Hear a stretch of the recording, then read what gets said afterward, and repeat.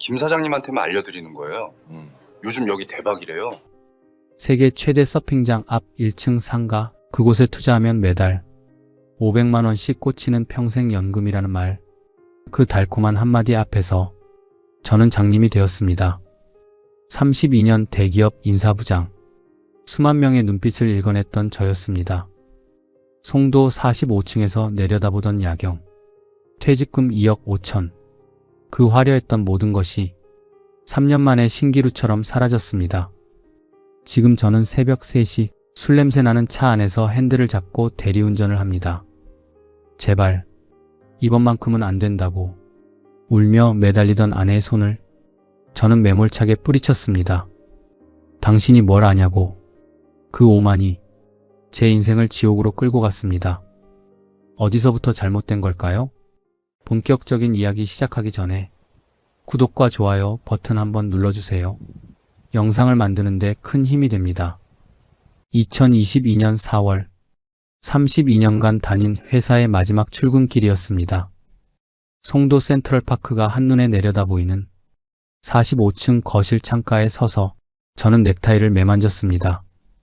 1990년 입사 첫날도 이렇게 떨렸을까요? 28 청년이 59이 되기까지 제 인생의 전부였던 이 회사를 떠나는 날이었습니다. 여보, 커피 마셔요. 아내가 건넨 머그잔을 받아들며 저는 문득 신혼시절 집에서 똑같이 커피를 건네던 26 아내의 모습을 떠올렸습니다. 그때 우리는 15평 전세방에 살았습니다. 월급 50만 원으로 쪼들리던 시절 아내는 늘 당신은 사람 보는 눈이 있으니까 승승장구할 거예요 라고 말했습니다. 그 말이 틀리지 않았습니다. 저는 인사부에 발령받은 지 5년 만에 팀장이 되었고 15년 차에 부장으로 승진했습니다. 제 손을 거쳐간 면접자가 수만 명. 이력서 한 장, 눈빛 한 번으로 그 사람이 회사에 득이 될지 해가 될지 판단하는 게 제 특기였습니다. 임원들도 김 부장 눈 거치면 안심이라고 했습니다. 2015년 그 능력에 대한 보상처럼 특별 성과급 1억 원이 나왔습니다. 저는 그 돈으로 송도 신도시의 아파트를 샀습니다. 당시 분양가 5억 원 주변에서는 송도가 뭐라고 그렇게 비싸라고 했지만 저는 확신했습니다.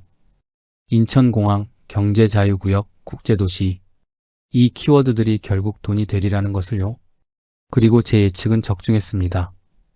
2017년 7억, 2019년 10억, 2021년 13억, 그리고 2022년 초 제 아파트 시세는 15억 원을 찍었습니다. 가만히 앉아서 번 돈이 10억 원. 32년간 악착같이 일해서 받은 연봉을 다 합쳐도 이보다 적었습니다. 여보, 오늘 회사 가면 퇴직금 나오죠? 아내의 질문에 저는 고개를 끄덕였습니다. 2억 5천 정도 될 거야. 세상에, 우리가 그 돈을 손에 쥐다니. 아내 목소리에 떨림이 묻어났습니다. 그도 그럴 것이 우리 부부는 평생 100만 원 넘는 돈을 현금으로 쥐어본 적이 없었습니다. 월급은 들어오는 족족 대출 이자로, 아이 학원비로, 생활비로 빠져나갔으니까요.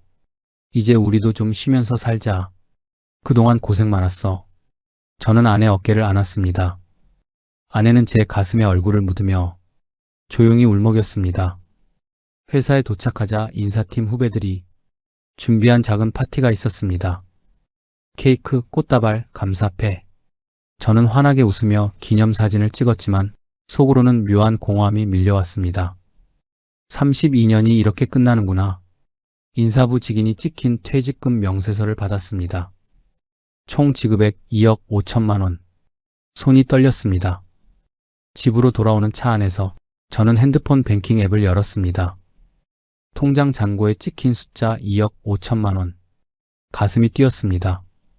그날 저녁 아내와 저는 센트럴파크 야경을 바라보며 와인을 마셨습니다. 45층 통창 너머로 보이는 송도의 불빛들이 마치 제 인생의 정점을 축하하는 것 같았습니다. 여보, 우리 15억짜리 집에 현금 2억 있으니까 자산이 17억인 거죠? 아내가 조심스럽게 물었습니다. 그렇지. 17억. 저는 어깨를 으쓱했습니다. 평생 월급쟁이로 살았던 제가 17억 자산가라니. 이제 뭐 하며 사실 거예요? 글쎄, 일단 좀 쉬고. 하지만 속으로는 이미 다른 생각이 꿈틀거리고 있었습니다. 2억으로 뭘 해볼까? 그냥 은행에 넣어두면 이자가 고작 연 2%. 가만히 이자만 받기엔 너무 아깝지 않나. 송도 집값은 7년 만에 3배가 됐는데 현금은 그냥 놔두면 물가 상승률도 못 따라간다는 게 억울했습니다. 며칠 뒤 저는 산책하다가 상가 건물들을 유심히 보기 시작했습니다. 1층 카페, 음식점, 편의점, 임대료 받으며 사는 사람들, 문득 부러웠습니다. 나도 건물주 한번 되어볼까? 벤치에 앉아 핸드폰으로 송도 상가 투자를 검색했습니다. 수많은 분양 광고가 떴습니다. 그중 눈에 띄는 게 하나 있었습니다. 거북섬 세계 최대 서핑장 앞 상가 분양. 클릭해서 읽어보니 가슴이 뛰기 시작했습니다. 연간 150만 명 유입, 1층 상가 프리미엄, 월 임대 수익 500만 원 예상. 500만 원이면 1년에 6천. 그때 핸드폰이 울렸습니다. 오랜 거래처 조 사장이었습니다. 부장님, 아니 이제 김 사장님이라고 불러야겠네요. 퇴직 축하드립니다. 무슨 사장? 그냥 백수야. 백수는 무슨? 퇴직금 두둑하게 받으셨을 텐데 밥 한번 같이 먹어요, 김 사장님. 좋은 정보 하나 있어요. 조 사장 목소리에 묘한 설렘이 섞여 있었습니다. 저는 핸드폰을 끊고 다시 센트럴파크를 바라봤습니다. 화창한 봄날 공원을 오가는 사람들, 강아지를 산책시키는 노부부, 모두가 평화로워 보였습니다. 32년 회사 생활 끝났으니 이제 제2의 인생이 시작인가. 그날 밤 저는 센트럴파크 야경을 보며 생각했습니다. 건물주, 나쁘지 않은데? 퇴직 후 2주가 지났을 때 조 사장에게서 다시 연락이 왔습니다. 김 사장님, 이번 주 목요일 점심 어때요? 송도 호텔에서 봅시다. 제가 쏠게요. 목요일 정오 저는 넥타이를 메고 호텔 레스토랑으로 향했습니다. 퇴직 후 처음 매는 넥타이였습니다. 거울을 보니 여전히 인사부장 같았습니다. 조 사장은 창가 자리에 먼저 와 있었습니다. 50대 중반, 건설 자재 납품업을 하는 사람이었습니다. 제가 인사부장 시절 우리 회사 공장 증축 때 거래했던 인연이었습니다. 김 사장님, 여기요. 악수를 나누고 자리에 앉자 조 사장이 메뉴판을 건넸습니다. 편하게 드시고 싶은 거 시키세요. 오늘은 제가 대접하는 날입니다. 스테이크를 주문하고 와인을 따르며 조 사장이 먼저 말문을 열었습니다. 김 사장님, 솔직히 말씀드릴게요. 오늘 부른 건 단순히 밥 먹자는 게 아닙니다. 알고 있어. 좋은 정보 있다고 했잖아. 맞습니다. 그런데 이거 아무한테나 안 알려줍니다. 김 사장님이니까 특별히 말씀드리는 겁니다. 조 사장은 가방에서 태블릿을 꺼내 화면을 제게 보여줬습니다. 거북섬 조감도였습니다. 이거 아시죠? 시흥 거북섬. 서핑장 만든다는 거. 뉴스에서 봤어.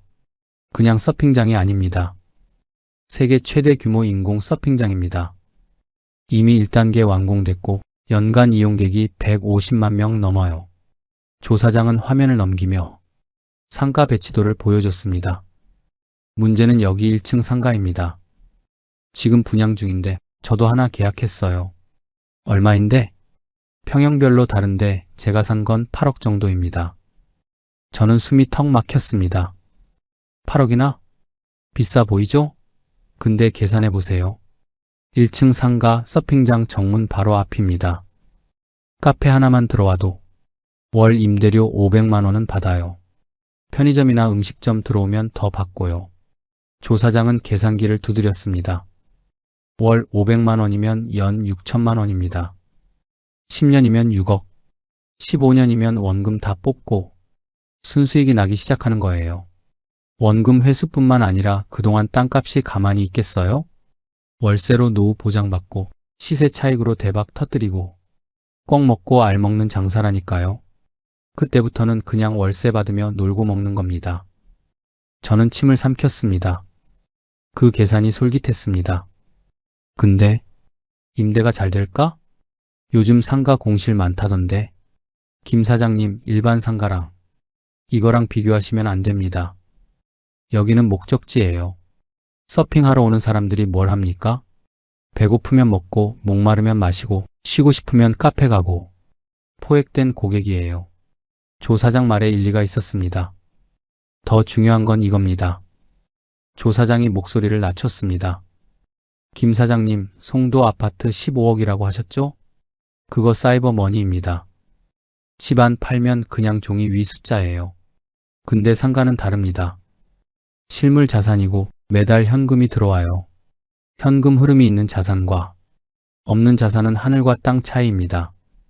저는 고개를 끄덕였습니다. 맞는 말이었습니다. 게다가 김 사장님 나이가 어떻게 되십니까? 59. 10년 후면 69살입니다. 그때 뭐하고 사실 겁니까? 국민연금 받으면서 쪼들리며 살 겁니까? 근데 상가 하나 있으면 월 500만 원씩 들어옵니다. 이게 진짜 연금 아닙니까? 조 사장의 말 한마디 한마디가 제 가슴을 파고들었습니다. 자금은 얼마나 있어야 돼? 제 질문에 조 사장이 웃었습니다. 역시 김 사장님 빠르시네요. 8억인데 전액 현금 내는 사람 없습니다. 보통 절반만 자기 돈 넣고 나머지는 대출 받죠. 그럼 4억? 네. 4억 정도 있으면 됩니다. 김 사장님 퇴직금이 2억 좀 넘는다고 하셨죠? 모자라면 송도 아파트 담보 대출 조금 받으시면 됩니다. 저는 머릿속으로 빠르게 계산했습니다. 퇴직금 2억 5천, 예금 1억 정도. 그럼 5천만 원 정도 부족하네. 송도 아파트가 15억인데 거기서 대출 받는 건 별거 아니지 않나? 근데 대출 이자는 어떻게 갚아? 임대료로 갚으면 되죠. 월 500만 원 들어오면 이자 200만 원 내고도 300만 원 남습니다. 모든 게 완벽하게 맞아떨어지는 것 같았습니다. 하지만 한편으론 불안했습니다. 평생 월급쟁이로 살았는데 갑자기 8억짜리 상가를 산다고? 조 사장, 나 좀 생각해봐도 될까? 아내랑도 상의해야 하고. 당연하죠. 근데 너무 오래 생각하시면 안 됩니다. 조 사장이 다시 태블릿을 보여줬습니다. 이게 분양 현황인데요. 벌써 60% 넘게 나갔어요. 좋은 자리는 다 팔렸고 지금 남은 것도 이번 주까지입니다. 다른 분도 관심 있다고 연락 왔어요. 제 심장이 빠르게 뛰었습니다. 뭔가 놓치면 안 될 것 같은 조급함이 밀려왔습니다. 언제까지 답 주면 돼? 이번 주 안에요. 금요일까지. 점심을 마치고 집으로 돌아오는 차 안에서 저는 계속 조 사장의 말을 곱씹었습니다. 월 500만 원, 1년이면 6천만 원, 15년이면 원금 회수. 나쁘지 않아. 하지만 진짜 알맹이는 따로 있지. 거북섬이 제2의 송도가 되면 상가 가치는 천정부지로 솟을 거야. 15년 뒤엔 원금도 찾고 내 자산은 수십억이 되어 있겠지. 이게 진짜 부자들이 하는 돈 굴리기지. 집에 도착하니 아내가 거실에서 TV를 보고 있었습니다. 왔어요? 밥은 먹었고요? 응, 조 사장이랑 먹었어. 저는 소파에 앉으며 말을 꺼냈습니다. 여보, 조 사장이 좋은 투자건 하나 알려줬는데. 투자요? 무슨 투자? 거북섬 상가 서핑장 앞 1층 상가인데 임대 수익이 괜찮대. 얼마인데요? 8억. 아내 표정이 굳었습니다. 8억이요? 우리한테 8억이 어디 있어요? 아니, 전액을 내는 게 아니라 우리 돈 3억 정도 넣고 나머지는 대출 받는 거야. 대출이요? 아내 목소리가 높아졌습니다. 여보, 우리 이제 빚 없이 살자고 했잖아요. 애 대학 보내고 20년 넘게 집 대출 이자 갚으며 살았는데 이제 겨우 다 갚았잖아요. 알아, 근데 이건 그런 빚이 아니야. 투자 대출이야. 매달 임대료가 들어오면 이자는 거기서 갚으면 되는 거고. 그게 보장돼요? 임대가 잘 된다는 보장이 있어요? 아내의 질문에 저는 순간 말문이 막혔습니다. 그야. 조 사장 말로는 서핑장이 워낙 크니까. 조 사장 말만 믿고 8억을 투자해요? 당신 정신 있어요? 여보, 내가 32년간 사람 봤는데 조 사장은 믿을 만한 사람이야. 그 사람도 똑같이 8억 투자했어. 그 사람이 투자했으니까 우리도 해야 해요?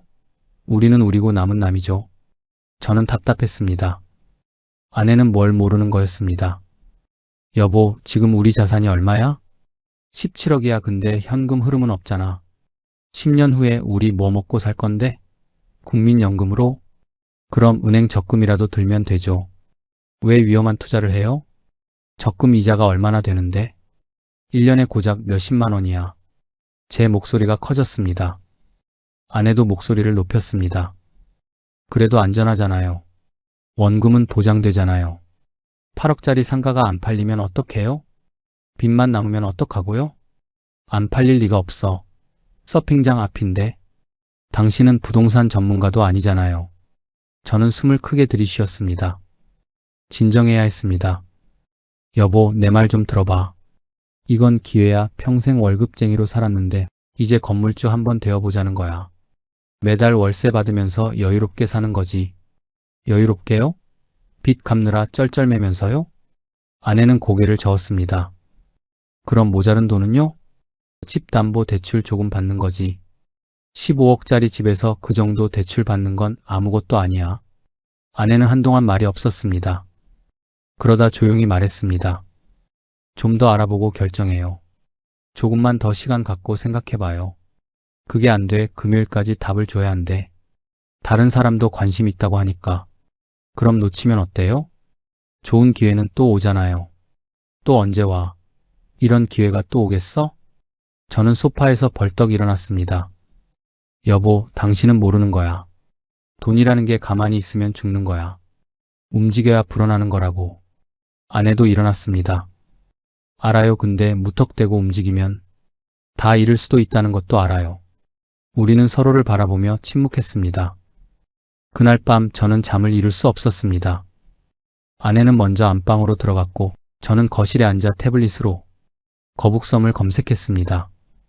뉴스 기사들이 쏟아졌습니다. 세계 최대 인공 서핑장, 연 150만 명 방문, 시흥의 랜드마크. 이게 망할 리가 없잖아. 다음날 아침 조 사장에게서 문자가 왔습니다. 김 사장님, 어떻게 하실 건가요? 오늘까지입니다. 다른 분이 계약금 준비했다고 하네요. 저는 핸드폰을 꽉 쥐었습니다. 결정의 시간이었습니다. 금요일 오전 저는 조 사장에게 전화를 걸었습니다. 조 사장, 나 해야겠어. 오, 결정하셨습니까? 잘 생각하셨습니다. 전화를 끊고 나니 심장이 뛰었습니다. 두려움인지 설렘인지 구분이 안 됐습니다. 계약일은 다음 주 화요일로 잡혔습니다. 그때까지 계약금 1억 원을 준비해야 했습니다. 저는 퇴직금 통장에서 1억을 따로 빼두었습니다. 그날 저녁 아내에게 말했습니다. 여보, 나 계약하기로 했어. 아내가 설거지하던 손을 멈췄습니다. 뭐라고요? 거북섬 상가. 계약하기로 했어. 아내는 수세미를 싱크대에 던지듯 내려놨습니다.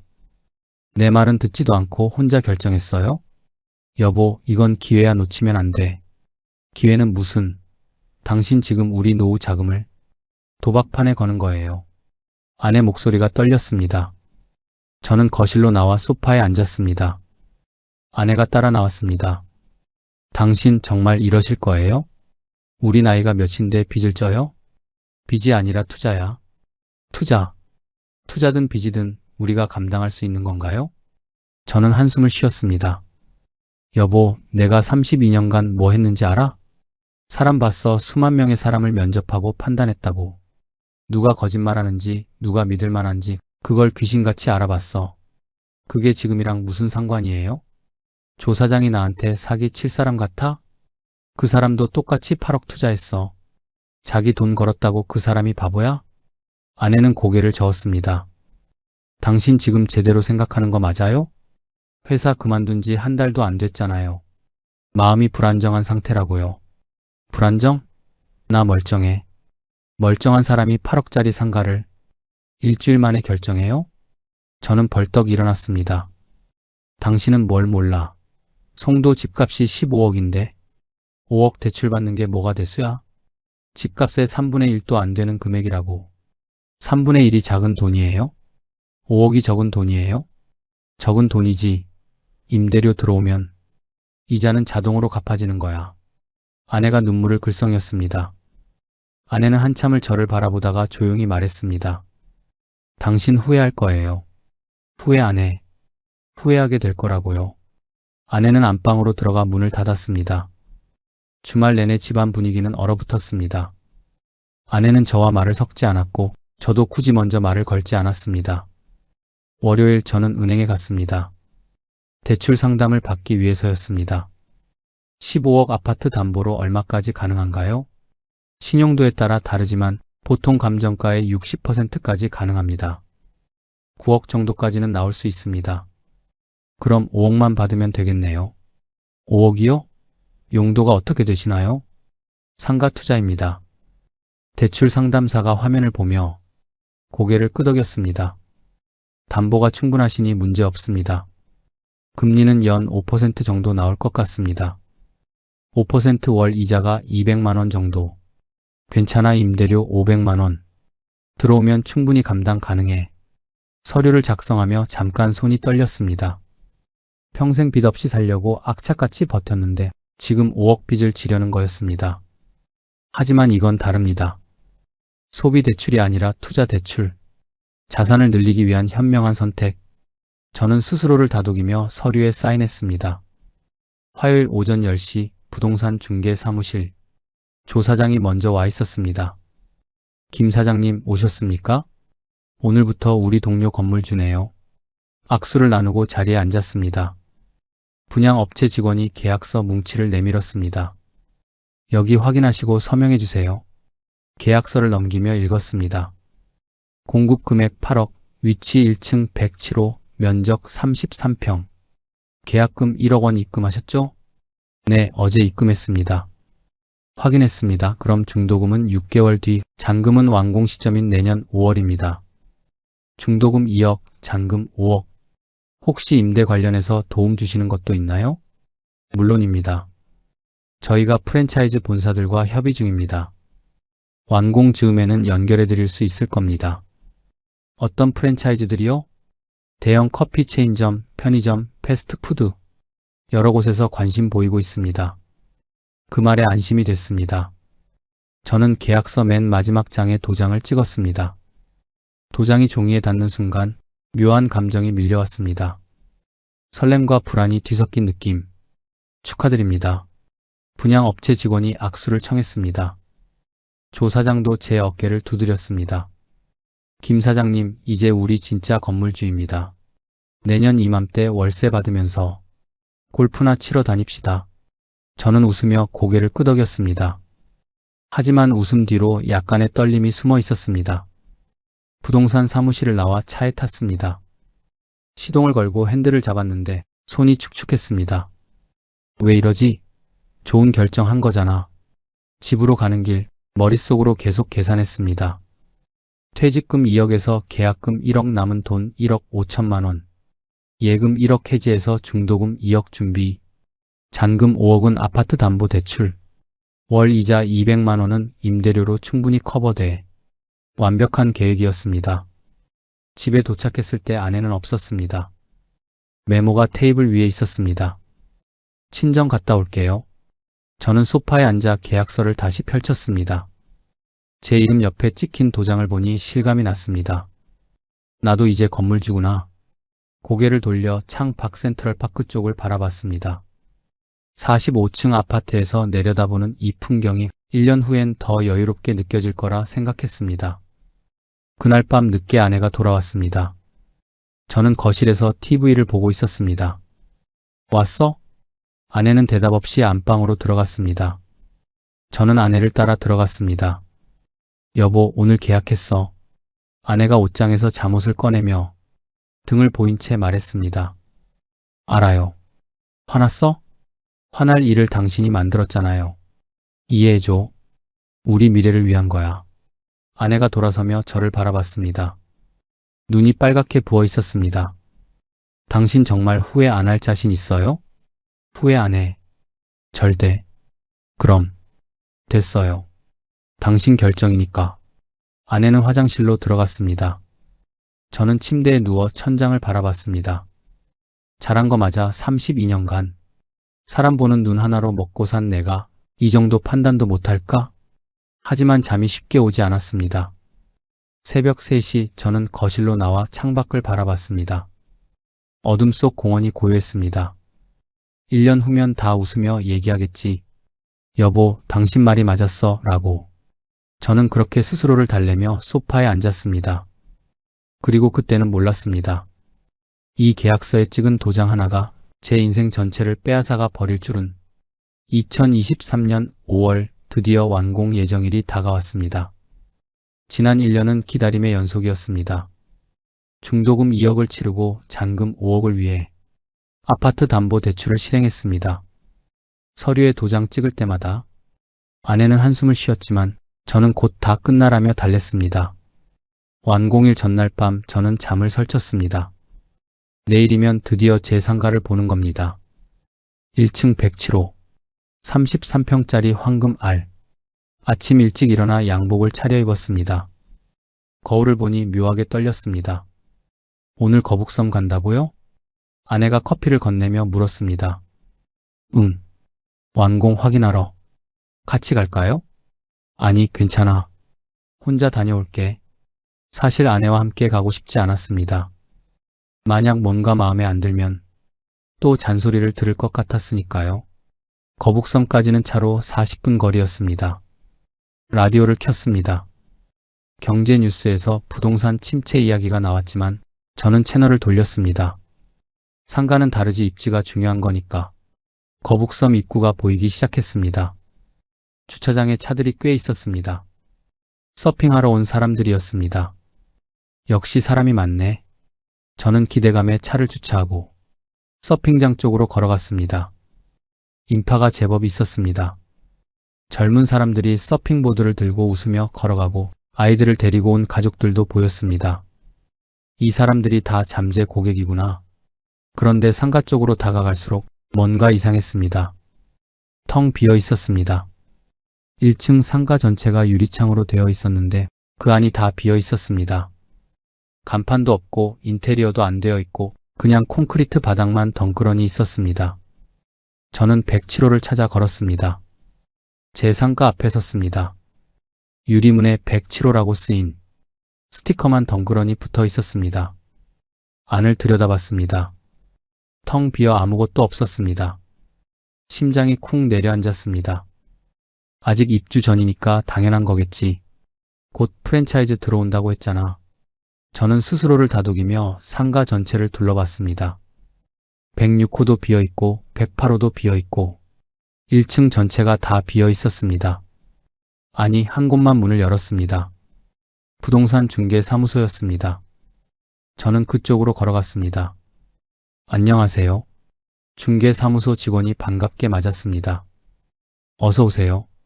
분양받으신 분이신가요? 네. 107호요. 아, 107호. 좋은 자리 잡으셨네요. 저기, 언제쯤 임대가 될까요? 직원 얼굴이 미묘하게 굳었습니다. 임대요? 지금 여러 곳과 협의 중입니다. 구체적으로 어디랑요? 그게 아직 확정된 건 없고요. 문의는 들어오고 있습니다. 문의만 들어온다는 얘기였습니다. 계약은 하나도 안 됐다는 뜻. 혹시 조 사장님 아세요? 저랑 같이 투자한 분인데. 아, 조 사장님. 알죠. 근데 요즘 잘 안 보이시네요. 제 등에 식은땀이 흘렀습니다. 그럼 다른 호수는 임대 많이 됐나요? 아직은 대부분 빈 상태입니다. 제 머릿속이 하얘졌습니다. 중개소를 나와 다시 상가를 둘러봤습니다. 유리창 너머로 보이는 텅 빈 공간들, 서핑장으로 걸어가는 사람들은 상가 쪽을 쳐다보지도 않았습니다. 서핑장 입구 쪽으로 가봤습니다. 거기엔 이미 편의점, 카페, 음식점이 다 있었습니다. 서핑장 안쪽에요. 사람들은 거기서 다 해결하고 나갔습니다. 굳이 밖에 있는 상가까지 나올 이유가 없었습니다. 저는 벤치에 주저앉았습니다. 이게 뭐지? 핸드폰을 꺼내 조 사장에게 전화를 걸었습니다. 신호음이 길게 울렸습니다. 한참 만에 받았습니다. 김 사장님. 조 사장, 나 지금 거북섬인데 상가 다 비어있던데? 아, 그거 완공 직후라 그렇습니다. 곧 입주 시작할 겁니다. 곧이 언제야? 프랜차이즈랑 협의 중이라더니 계약된 건 하나도 없다던데? 그게 요즘 경기가 안 좋아서 프랜차이즈들이 좀 신중하게 접근하고 있습니다. 그럼 언제쯤 임대가 될 것 같아요? 시즌 시작하면 괜찮을 겁니다. 여름 되면 사람 더 많이 올 거고. 조 사장 목소리에 확신이 없었습니다. 조 사장, 솔직히 말해봐요. 지금 상황이 어떤 거예요? 상황이요? 괜찮습니다. 조금만 기다리시면. 기다리면 뭐가 해결돼요? 제 목소리가 높아졌습니다. 김 사장님, 진정하세요. 저도 똑같이 투자했지 않습니까? 저도 기다리고 있어요. 전화를 끊었습니다. 저는 한참을 벤치에 앉아 있었습니다. 서핑을 마치고 나오는 사람들을 멍하니 바라봤습니다. 그들은 웃으며 차로 걸어갔습니다. 텅 빈 상가 앞을 그냥 지나쳤습니다. 해가 기울어질 때쯤 집으로 돌아왔습니다. 어땠어요? 아내가 물었습니다. 좋더라. 거짓말이 입에서 나왔습니다. 임대는 언제 되는데요? 대형 프랜차이즈랑 계약 조율 중이래. 곧 확정될 거야. 정말요? 아내가 의심스러운 눈으로 저를 봤습니다. 그럼 걱정 마. 두 번째 거짓말. 그날 밤부터 불면증이 시작됐습니다. 6월 초 첫 대출 이자가 빠져나갔습니다. 대출 이자, 관리비, 각종 세금. 통장에서 한 번에 400만 원 가까이 빠져나가는 걸 보는 순간 현기증이 났습니다. 이게 매달 나간다고? 퇴직금 통장 잔고를 확인했습니다. 1억 좀 넘게 남아 있었습니다. 이 속도면 2년도 못 버티겠는데? 아내에게는 말할 수 없었습니다. 매일 아침 저는 양복을 차려입고 집을 나섰습니다. 어디 가요?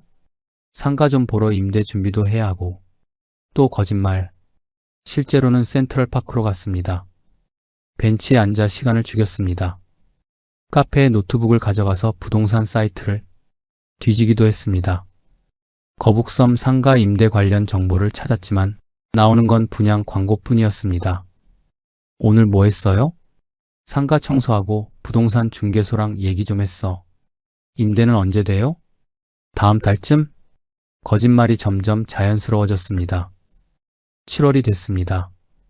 두 번째 이자가 빠져나갔습니다. 통장 잔고가 눈에 띄게 줄었습니다. 조 사장에게 다시 전화를 걸었습니다. 조 사장, 임대 소식 없어요? 아, 김 사장님. 저도 답답합니다. 근데 뭐 곧 되겠죠? 곧이 언제예요? 글쎄요. 가을쯤? 가을요? 네. 성수기 지나면 프랜차이즈들도 여유가 생길 겁니다. 말도 안 되는 소리였습니다. 조 사장, 솔직히 말해요. 이거 망한 거 아니에요? 망하다니요. 아직 시작도 안 했는데. 시작을 못 하잖아요. 임대가 하나도 안 되잖아요. 김 사장님, 진정하세요. 제가 알아볼게요. 전화를 끊고 나니 손이 떨렸습니다. 8월, 9월. 이자는 계속 빠져나갔습니다. 통장 잔고가 5천만 원 밑으로 떨어졌습니다. 이러다간 1년도 못 버티겠는데. 밤마다 계산기를 두드렸습니다. 월 400만 원씩 나가면 1년이면 5천만 원 가까이, 2년이면 거의 1억. 통장에 돈이 눈 녹듯 사라지고 있었습니다. 아내에게 들킬까봐 은행 문자를 몰래 지웠습니다. 그러던 어느 날 아내가 물었습니다. 여보, 요즘 생활비 통장 돈이 왜 이렇게 적어요? 상가 관리비 나가는 게 좀 있어서. 관리비가 얼마나 나가는데요? 한 100만 원? 실제로는 관리비만 150만 원이었습니다. 아내가 고개를 갸우뚱했지만 더 묻지는 않았습니다. 10월 어느 날 저는 거북섬에 다시 갔습니다. 상가는 여전히 텅 비어 있었습니다. 5개월이 지났는데 달라진 게 하나도 없었습니다. 중개사무소에 들어가 물었습니다. 혹시 임대 계약된 호수 있나요? 직원이 난처한 표정으로 대답했습니다. 아직은 없습니다. 하나도요? 네. 문의는 계속 들어오는데 실제 계약까지는. 저는 상가 앞 벤치에 주저앉았습니다. 8억. 제 퇴직금 전부와 집까지 담보로 잡힌 8억. 그 돈이 지금 이 텅 빈 콘크리트 바닥에 묻혀 있었습니다. 해가 지기 시작했습니다. 서핑장에서 사람들이 하나둘 나왔습니다. 그들은 텅 빈 상가를 스쳐 지나갔습니다. 마치 저를 스쳐 지나가듯이 집으로 돌아오는 차 안에서 저는 핸들을 꽉 쥐었습니다. 어떡하지? 이 말이 머릿속에서 맴돌았습니다. 집 앞 주차장에 차를 세우고 한참을 앉아 있었습니다. 안으로 들어가면 또 거짓말을 해야 했습니다. 오늘 임대 문의 왔어. 곧 계약될 것 같아. 그렇게 또 하루를 넘기는 거였습니다. 저는 백미러로 제 얼굴을 봤습니다. 초췌했습니다. 32년 인사부장의 자신감은 온데간데 없었습니다. 그저 거짓말로 하루하루를 버티는 초라한 남자만 남아 있었습니다. 2024년 1월 새해가 밝았습니다. 하지만 제게는 희망이 아니라 절망의 시작이었습니다. 통장 잔고가 3천만 원 밑으로 떨어졌습니다. 이대로면 곧 바닥납니다. 거북섬 상가는 여전히 텅 비어 있었습니다. 상가를 분양받고 단 한 푼의 임대료도 들어오지 않았습니다. 설날 연휴 딸이 집에 왔습니다. 아빠 새해 복 많이 받으세요. 30살 딸아이가 세배를 했습니다. 저는 세배돈으로 50만 원을 줬습니다. 예전 같으면 100만 원을 줬을 텐데. 아빠 이거면 충분해요. 너무 많이 주지 마세요. 딸은 씩씩하게 웃었습니다. 우리 딸 회사 잘 다니고 있지? 네, 요즘 프로젝트 하나 맡아서 바쁘긴 한데 재미있어요. 남자친구는? 딸이 얼굴을 붉혔습니다. 아직 특별히 만나는 사람은 없어요. 저는 딸을 보며 가슴이 먹먹했습니다. 딸이 고등학교에 입학하던 날 저는 은행에 적금을 하나 만들었습니다. 통장 이름을 공주님 시집가는 날이라고 지었습니다. 매달 50만 원씩 딸의 결혼자금으로 모아왔습니다. 한 번도 거르지 않았습니다. 그 돈만큼은 절대 손대지 않았습니다. 지금 그 통장에 8천만 원이 있었습니다. 딸, 밥 먹자. 저는 딸과 함께 식탁에 앉았습니다. 아내가 준비한 떡국을 먹으며 저는 딸을 계속 쳐다봤습니다. 아빠, 왜 그렇게 보세요? 그냥 우리 딸 다 컸다 싶어서. 설 연휴가 끝나고 딸이 돌아간 뒤 저는 책상 서랍을 열었습니다. 그 적금 통장을 꺼내봤습니다. 공주님 시집가는 날, 잔고 8천만 원. 저는 통장을 들고 한참을 앉아 있었습니다. 이건 절대 안 돼. 하지만 머릿속에서는 계산이 돌아갔습니다. 8천만 원. 이걸로 이자 내고 관리비 내면 길어야 1년에서 2년. 안 돼. 이건 딸 거야. 그전엔 무조건 임대가 나가야 해. 저는 통장을 서랍에 다시 넣었습니다. 2월 초 이자일이 다가왔습니다. 이번 달 이자를 내면 통장이 거의 바닥납니다. 저는 조 사장에게 전화를 걸었습니다. 조 사장, 임대 소식 없어요? 죄송합니다. 아직은이 언제까지예요? 벌써 8개월이 지났잖아요. 저도 답답합니다. 근데 어쩌겠습니까? 경기가 이러니 경기 탓만 할 거예요? 처음에 뭐라고 했어요? 프랜차이즈 다 대기 중이라며. 그때는 저도 그렇게 들었습니다. 조 사장 상가는 어때요? 임대됐어요? 전화 너머로 침묵이 흘렀습니다. 안 됐습니다. 조 사장도 안 됐어요? 네. 저도 지금 이자 내느라. 저는 전화를 끊고 책상에 머리를 박았습니다. 그날 밤 저는 또 서랍을 열었습니다. 딸 적금 통장. 2개월만 버티면 뭔가 달라질 거야. 사람들 더 많이 올 거고. 저는 스스로에게 거짓말을 했습니다. 다음날 아침 저는 양복을 입고 은행으로 갔습니다. 창구 직원에게 통장을 내밀었습니다. 적금 해지하러 왔습니다. 직원이 통장을 보더니 물었습니다. 13년 동안 부으신 건데 정말 해지하시겠어요? 지금 해지하시면 이자 손해가. 괜찮습니다. 해지해 주세요. 혹시 급하게 쓰실 일이 있으시면 대출을 받으시는 게. 해지해 주세요. 제 목소리가 떨렸습니다. 직원이 서류를 내밀었습니다. 여기 서명하시고 도장 찍어주세요. 저는 떨리는 손으로 펜을 잡았습니다. 서명을 하는데 글씨가 흐트러졌습니다. 13년의 정성이 사라졌습니다. 해지 금액 8천만 원 입금됐습니다. 확인하시겠어요? 저는 고개를 끄덕였습니다. 은행을 나와 주차장으로 걸어갔습니다. 다리에 힘이 없었습니다. 차에 타서 핸들을 잡았는데 눈물이 났습니다. 미안하다. 딸아.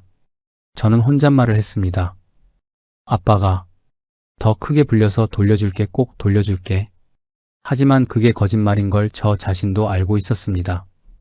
집으로 돌아왔을 때 아내는 장을 보러 나간 상태였습니다. 저는 소파에 앉아 멍하니 천장을 바라봤습니다. 핸드폰이 울렸습니다. 딸이었습니다. 아빠. 응, 딸. 아빠 괜찮으세요? 설날에 보니까 안색이 안 좋으시던데. 아니야, 아빠 괜찮아. 목소리도 이상해요. 무슨 일 있어요? 무슨 일이 있겠어. 다 잘 돼가고 있어. 정말요? 그럼. 아빠가 언제 거짓말하는 거 봤니? 전화를 끊고 나니 자괴감이 밀려왔습니다. 나 지금 뭐 하는 거지? 저녁에 아내가 돌아왔습니다. 저 왔어요. 저는 거실에서 TV를 보는 척하고 있었습니다. 오늘 뭐 했어요? 응. 상가 관련 일 좀 보고. 임대는 언제 돼요? 맨날 물어보는 것 같은데. 다음 달쯤. 유력한 곳이 있대. 거짓말이 자연스럽게 나왔습니다. 밤에 잠을 이룰 수 없었습니다. 딸 얼굴이 계속 떠올랐습니다. 고등학교 입학식 날 교복 입고 웃던 딸. 대학 졸업식 날 학사모 쓰고 사진 찍던 딸. 그 아이가 결혼할 때 제가 뭐라고 말해야 할까요? 딸아, 미안한데 아빠가 결혼 자금을. 상상만 해도 숨이 막혔습니다. 3월 초 조 사장에게서 연락이 왔습니다. 김 사장님, 좋은 소식이 있습니다. 뭔데요? 편의점 체인에서 문의가 왔답니다. 몇 군데 관심 보인대요. 정말요? 한 줄기 희망이 보였습니다. 네. 조금만 더 기다리시면 될 것 같습니다. 언제요? 다음 달쯤? 저는 그 말에 매달렸습니다. 그래. 조금만 더. 딸 적금까지 썼는데 이제라도 되면. 하지만 4월이 됐습니다. 아무 소식도 없었습니다. 조 사장에게 전화를 걸었지만 받지 않았습니다. 문자를 보냈습니다. 편의점 건은 어떻게 됐습니까? 답장이 없었습니다. 저는 거북섬으로 다시 갔습니다. 상가는 여전히 텅 비어 있었습니다. 중개사무소 직원에게 물었습니다. 편의점 들어온다는 얘기 들으셨어요? 편의점이요? 처음 듣는데요. 저는 그 자리에서 무너졌습니다. 조 사장이 저를 희망 고문했던 겁니다. 집으로 돌아오는 길 저는 차를 갓길에 세웠습니다. 핸들을 잡고 소리 없이 울었습니다. 딸 결혼자금 8천만 원. 그 돈도 이자로 녹아 사라지고 있었습니다. 돌려줄 방법은 없었습니다. 저는 그날 밤 센트럴파크 벤치에 앉아 있었습니다. 45층 우리 집 불빛이 보였습니다. 저 집도 곧 잃게 되겠죠. 아파트 담보 대출 이자마저 밀리기 시작했으니까요. 저는 하늘을 올려다봤습니다. 별이 보이지 않았습니다. 송도의 화려한 불빛들이 별빛을 다 삼켜버린 것처럼, 제 욕심이 딸의 미래를 삼켜버린 것처럼 2024년 재앙이 시작됐습니다. 거북섬 상가의 관리비를 내느라 아파트 담보 대출 이자를 연체하기 시작했습니다. 어느 쪽을 먼저 막을까 고민하다가 저는 아파트 쪽을 연체하기로 했습니다. 어차피 집은 안 팔 거니까 한두 달 밀려도 괜찮겠지. 어리석은 판단이었습니다. 5월 핸드폰에 문자가 왔습니다. 대출 이자 연체 알림. 5월분 이자 미납으로 연체료가 부과됩니다. 저는 재빨리 문자를 지웠습니다. 하지만 다음 날 또 왔습니다. 2차 연체 안내. 일주일 뒤엔 전화까지 왔습니다. 고객님, 대출 이자 연체 중이십니다. 이번 주 내로 입금하지 않으시면 연체 등록이. 알겠습니다. 곧 입금하겠습니다. 전화를 끊고 나니 식은땀이 났습니다. 그날 저녁 슈퍼 가서 맥주 좀 사올게. 아내의 눈길을 피해 도망치듯 현관문을 나섰습니다. 엘리베이터를 타고 내려와 아파트 단지를 걷는데 갑자기 주머니가 허전했습니다. 핸드폰 평소 같으면 분신처럼 챙겼을 그것을 충전기에 꽂아두고 그냥 나온 겁니다. 등줄기에 서늘한 소름이 돋았습니다. 혹시라도 은행에서 독촉 전화나 문자가 오면 끝장이라는 생각에 저는 맥주고 뭐고 앞만 보고 다시 집으로 뛰어 올라갔습니다. 숨이 턱 끝까지 차올랐습니다. 현관문 비밀번호를 누르려는데 안에서 문이 벌컥 열렸습니다. 아내가 외출복 차림으로 서 있었습니다. 손에는 제 핸드폰이 들려 있었습니다. 당신 어디 가려고? 제 목소리가 가늘게 떨렸습니다. 아내가 차가운 눈빛으로 저를 내려다보며 말했습니다. 슈퍼 간 사람이 핸드폰도 두고 가서 가져다 주려고 따라 나갔는데 아내는 말을 멈추고 핸드폰 화면을 제 눈앞에 들이밀었습니다. 당신 이게 뭐예요? 화면 위에는 지우지 못한 은행 연체 알림 팝업 창이 선명하게 떠 있었습니다. 그 순간 제가 지켜온 32년의 자존심이 현관 바닥으로 툭 떨어졌습니다. 제 머릿속이 하얘졌습니다. 그게 도대체 무슨 일이에요? 아내가 핸드폰을 제게 건넸습니다. 저는 아무 말도 할 수 없었습니다. 아내는 거실로 들어가 노트북을 켰습니다. 거북섬이죠? 당신이 투자한 곳? 여보. 아내는 검색창에 거북섬 상가를 쳤습니다. 기사들이 쏟아졌습니다. 거북섬 상가 공실률 80% 육박, 투자자들 울상, 서핑장 화랑에도 상가는 텅텅. 왜? 거북섬 상가 분양 사기 의혹 제기. 아내는 기사를 하나씩 클릭하며 읽었습니다. 저는 그 옆에 서서 입을 다물고 있었습니다. 공실률이 80%래요. 투자자들이 집단 소송 준비 중이래요. 아내가 저를 돌아봤습니다. 이게 당신이 말한 황금 알낳는 거위예요? 여보, 나도 몰랐어. 조 사장 얘기는 집어치우세요. 당신이 판단한 거잖아요. 아내 목소리가 높아졌습니다. 사람 보는 눈 좋다며, 32년 인사부장 했다며, 그래서 이 꼴이에요? 저는 아무 대꾸도 하지 못했습니다. 아내는 다시 노트북을 봤습니다. 대출 이자가 얼마나 밀렸어요? 한, 2달? 정확히 말해요. 2달 반. 아내가 한숨을 쉬었습니다. 그때 투자하고 남은 돈 있잖아요. 그건요? 그것까지 다 쓴 거예요? 저는 입술을 깨물었습니다. 다 썼어. 다요? 1년 만에 다 썼어요? 이자 내느라. 아내가 의자에 주저앉았습니다. 세상에, 우리 노후 자금이. 잠시 침묵이 흘렀습니다. 그리고 아내가 조용히 물었습니다. 우리 딸 적금은요? 제 심장이 멎는 것 같았습니다. 그건 설마 우리 딸 적금도 건드렸어요? 아내 목소리가 떨렸습니다. 저는 고개를 숙였습니다. 대답해요. 적금 건드렸냐고요? 미안해. 그 순간 아내가 소리를 질렀습니다. 당신 미쳤어요? 적금까지? 아내는 소파에서 벌떡 일어나 제게 다가왔습니다. 건드리지 말자고 했잖아요. 그것만은 절대 손대지 말자고. 당신이 약속했잖아요. 급한 불을 꺼야 했어.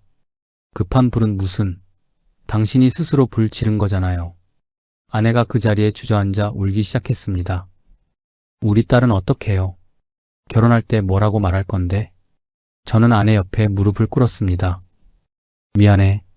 내가 잘못했어. 미안하면 다해요? 돈이 돌아와요? 아내는 얼굴을 손으로 가리고 흐느꼈습니다. 당신 말만 믿었어요. 사람 보는 눈 있다고, 조 사장 믿을 만하다고. 나는 처음부터 반대했어요. 나도 몰랐어. 몰랐다고요? 1년 동안 임대 하나도 안 됐으면 이상한 거 아니에요? 왜 계속 거짓말한 거예요? 말할 수가 없었어. 당신한테 실망시키고 싶지 않았어. 실망이요? 지금이 더 실망스러운데요. 아내가 제 옆에 섰습니다. 만족하세요? 저는 대답하지 못했습니다.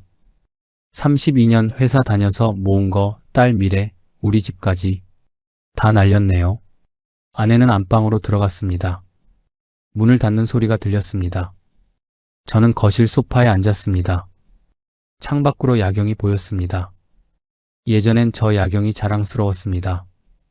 지금은 저 야경이 저를 비웃는 것 같았습니다. 나, 뭘 한 거지? 저는 핸드폰을 소파에 던졌습니다. 그리고 두 손으로 얼굴을 감쌌습니다. 32년 쌓아온 모든 것, 가족의 신뢰, 노후 자금, 딸의 미래, 1년 만에 다 무너졌습니다. 8억짜리 콘크리트 덩어리와 함께 그날 밤 저는 잠들지 못했습니다. 안방에서 아내가 우는 소리가 들렸습니다. 저는 거실 소파에 누워 천장만 바라봤습니다. 이게 끝일까요? 아니면 더 깊은 지옥이 기다리고 있을까요? 2024년 9월 어느 금요일 저녁, 물류센터에서 주차 관리 일을 하고 돌아왔습니다. 네, 맞습니다. 저는 이미 일을 시작한 상태였습니다. 물류센터 주차장에서 시급을 받으며 일하고 있었습니다. 하루 10시간씩 32년 인사부장 출신이 조끼를 입고 경광봉을 흔드는 일. 처음엔 죽고 싶었습니다. 하지만 선택의 여지가 없었습니다. 연체된 이자라도 조금씩 메워야 했으니까요. 45층 아파트 현관문 앞에 섰는데 뭔가 붙어 있었습니다. 가까이 다가가 보니 법원 봉투였습니다. 인천지방법원 경매 예고 통지서. 손이 떨려서 봉투를 제대로 뜯지 못했습니다. 내용을 읽는데 눈앞이 캄캄했습니다. 귀하의 부동산에 대한 임의경매 신청이 접수되었음을 알려드립니다. 송도 아파트가 경매에 넘어간 겁니다. 현관문을 열고 들어갔습니다. 왔어요? 아내가 부엌에서 나왔습니다. 다툰 이후로 우리는 최소한의 대화만 했습니다. 이거. 저는 통지서를 아내에게 건넸습니다. 아내는 통지서를 받아 읽었습니다. 얼굴이 하얗게 질렸습니다. 결국 이렇게 되는구나. 아내는 통지서를 식탁에 내려놓고 주저앉았습니다. 어떡해요? 우리 이제 어디서 살아요? 저는 아무 말도 하지 못했습니다. 다음 날 옆집 아줌마가 저를 보더니 고개를 돌렸습니다. 복도에서 만난 아래층 주민은 수군거렸습니다. 45층 집이 경매에 넘어갔대요. 투자했다가 실패했다고 하더라고. 저는 고개를 숙이고 엘리베이터를 탔습니다. 거울에 비친 제 모습이 초라했습니다. 일주일 뒤 저는 법원 경매 사이트에 접속했습니다. 송도 아파트뿐 아니라 거북섬 상가도 경매에 올라와 있었습니다. 시흥시 거북섬 상가 107호, 감정가 8억 원, 최저 입찰가 6억 4천만 원 80%. 첫 경매일이 다가왔습니다. 저는 법원 사이트를 새로 고침하며 기다렸습니다. 1차 유찰. 아무도 입찰하지 않았습니다. 다음 경매는 최저가가 또 떨어졌습니다. 두 번째, 세 번째.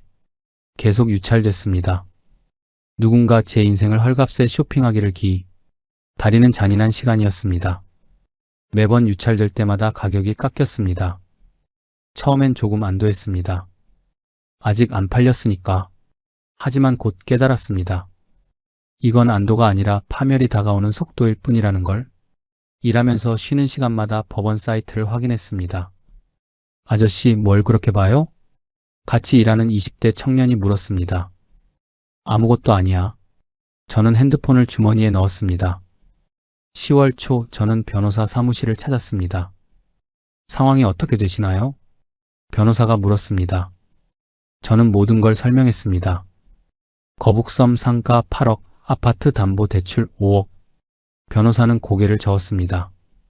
상가는 이미 글렀습니다. 경매로 팔려도 빚만 남을 겁니다. 지금 추세로 보면 2억 정도에 낙찰될 것 같은데 대출 원금이 5억이면 3억 넘게 빚이 남죠. 제 머리가 지끈거렸습니다. 아파트라도 지킬 방법은 없나요? 개인회생 신청하시면 아파트는 일단 보류될 수 있습니다. 하지만요?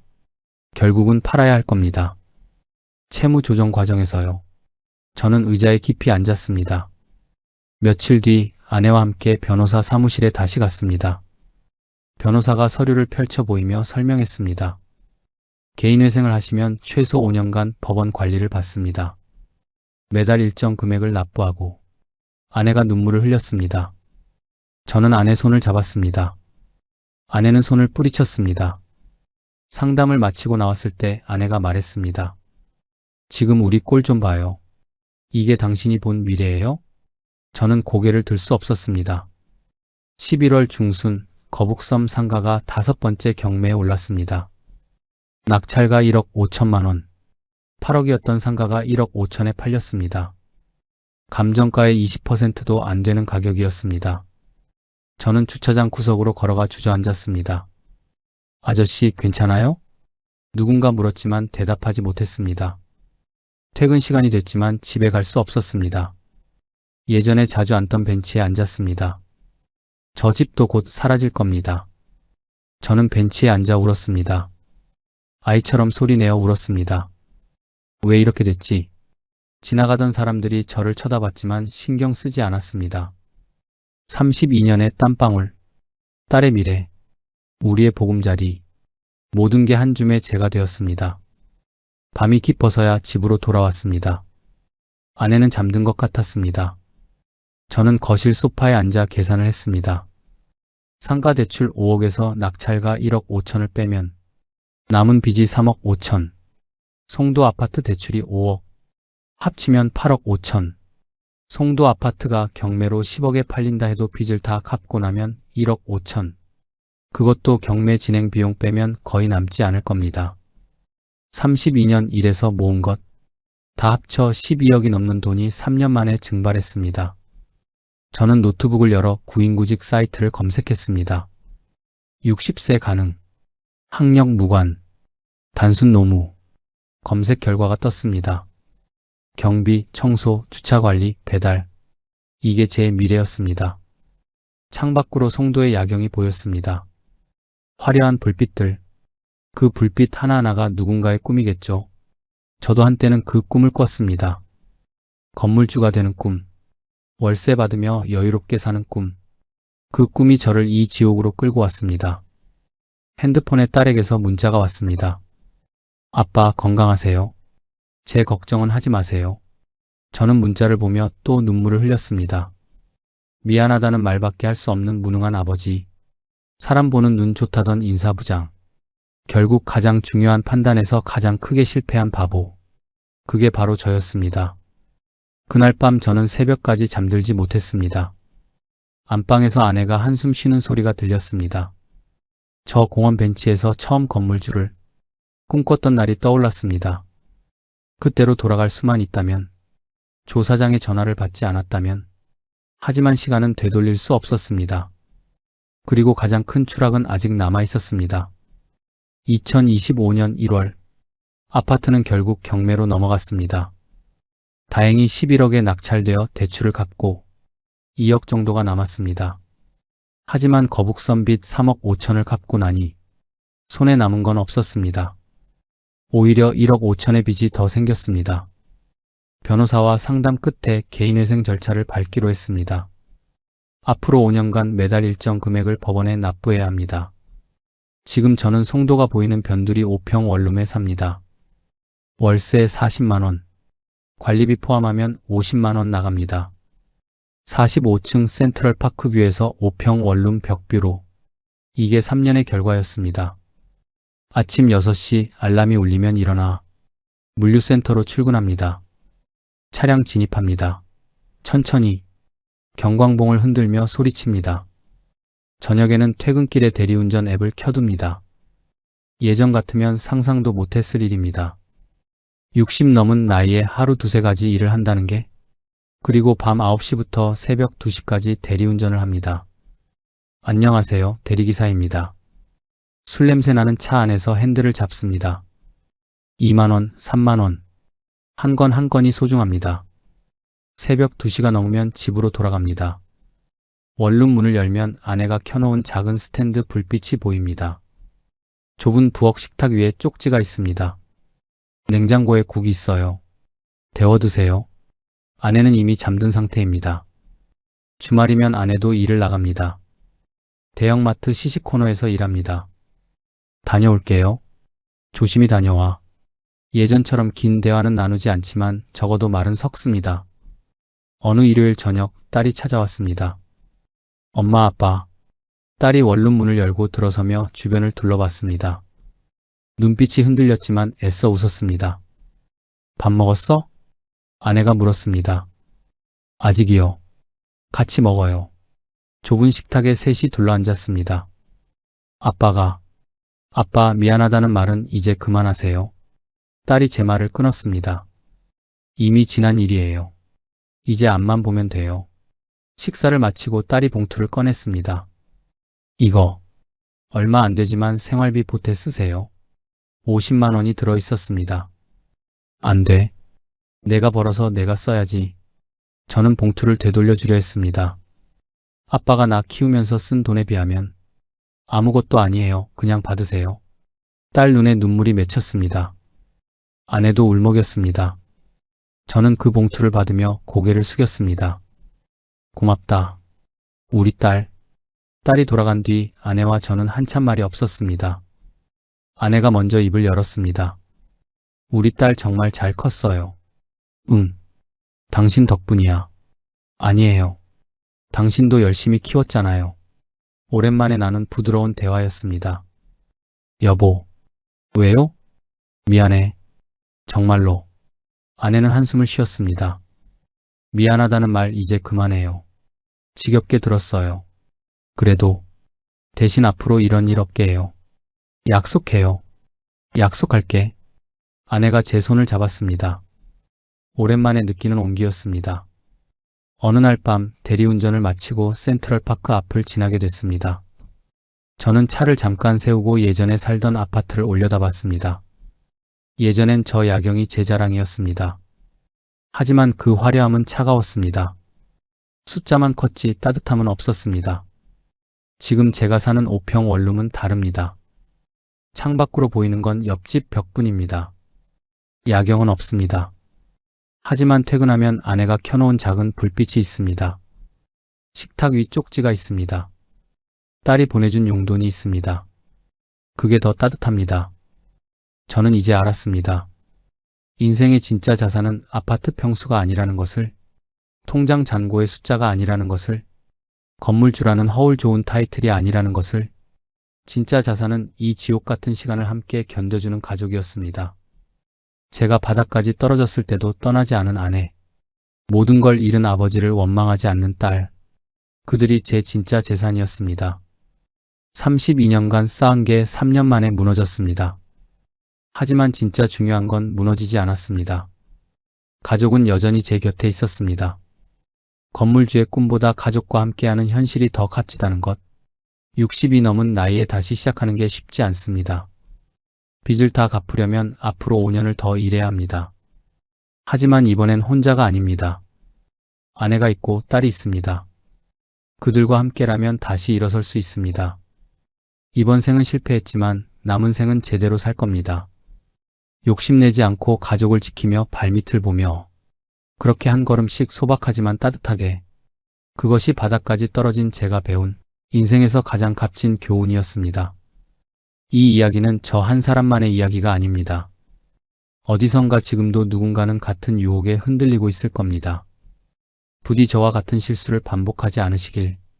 부족한 제 이야기가 조금이나마 와닿으셨다면 구독과 좋아요 버튼으로 응원 부탁드립니다. 여러분의 노후에 평안이 깃들기를 진심으로 기원합니다. 끝까지 시청해주셔서 감사합니다.